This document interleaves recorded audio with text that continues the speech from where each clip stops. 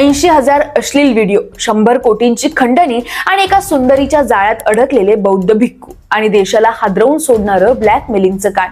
थायलंडमध्ये धार्मिक जगाला हादरवून टाकणारा एक मोठा घोटाळा समोर आलाय. 35 वर्षाच्या एका महिलेने बौद्ध भिक्षूंना वासनेच्या जाळ्यात ओढत त्यांचे गुप्त व्हिडिओ तयार केले. नंतर याच व्हिडिओच्या आधारे तिने ब्लॅकमेलिंग सुरू केलं. सांगितलं जातं की या महिलेने 9 भिक्षूंना लक्ष्य करत 100 कोटींहून अधिक रुपयांची खंडणी उकळली आहे. तब्बल 80,000 अश्लील व्हिडिओचा वापर करून तिने हे रॅकेट उभारलं होतं.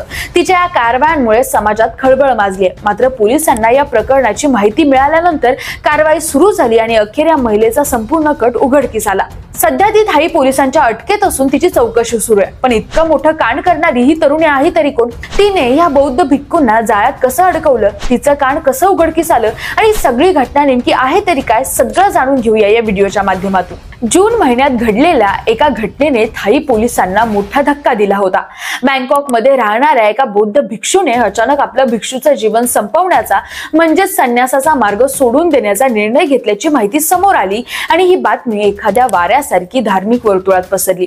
साधारणपणे भिक्षू असे निर्णय सहज घेत नाही, त्यामुळे पोलिसांना यामागचं खरं कारण काय असावं याची शंका आली. तपास सुरू झाल्यावर पोलिसांच्या हाती एक धक्कादायक सत्य लागलं.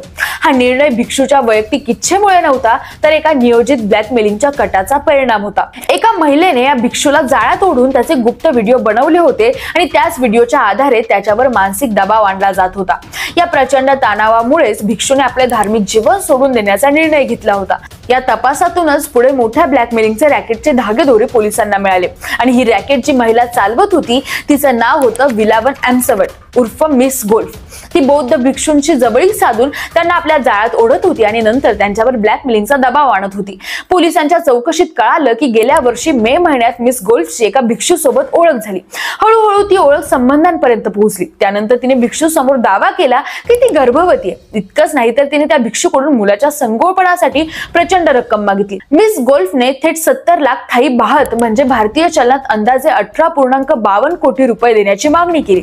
या घटनेतूनच तिच्या ब्लॅकमेलिंगच्या कारवायांचा पर्दाफाश झाला आणि पुढे या प्रकरणाचा तपास वाढवत पोलिसांनी इतर धक्कादायक माहिती उघडकीस आणली आहे. या प्रकरणाचा तपास जसा जसा पुढे गेला तसे तसे एकामागून एक धक्कादायक खुलासे समोर येत गेले. सुरुवातीला भिक्षूंवर संशय होता, परंतु चौकशी दरम्यान पोलिसांना कळालं की फक्त एक नव्हे तर अनेक भिक्षू मिस गोल्फच्या जाळ्यात अडकले होते आणि ते नियमितपणे तिच्या खात्यात मोठ्या रकमा पाठवत असे. तिची कार्यपद्धती ठरलेली होती. ती आधी थायलंडमधील प्रसिद्ध आणि समृद्ध मंदिरांमध्ये राहणाऱ्या प्रभावशाली आणि श्रीमंत बौद्ध भिक्षूंना लक्ष्य करत असे.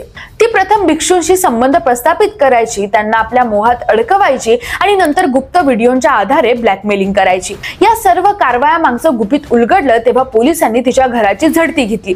नॉन्थाबुरी या बँकॉक जवळील ठिकाणाहून तिला अटक करण्यात आली. झडती दरम्यान पोलिसांना तिच्याकडून 5 मोबाईल फोन सापडले. या फोनचे तपासणीसाठी स्कॅनिंग करण्यात आले तेव्हा धक्कादायक पुरावे समोर आले. फोनमध्ये तब्बल 80,000 व्हिडिओ आणि 5,600 अश्लील फोटो आणि विस्तृत चॅट रेकॉर्ड सापडले. या सगळ्या घटनेतून हे स्पष्ट झाले की तिचे अनेक मोठ्या बौद्ध भिक्षूंशी घनिष्ठ संबंध होते.